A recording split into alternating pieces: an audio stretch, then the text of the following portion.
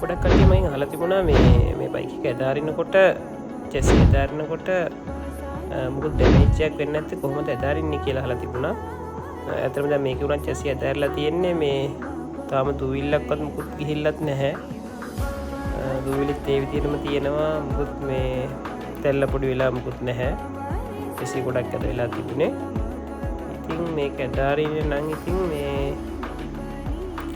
බූතේ බැඳගෙන තමයි. එතකොට ඉතින් අර ගෑස් ලාම්පුවෙන් රත් කරන්න ලේසර් කරන්න මුකුත් ඕනේ නැහැ. බූතයට වැඩේ බාර දීලා බලන්න තමයි තියෙන්නේ. එහෙම ඇදාර ගන්න අවශ්‍යතාවයක් තියෙනවා නම් අපේ නම්බර් එකට කතා කරන්න 077 90 51 548.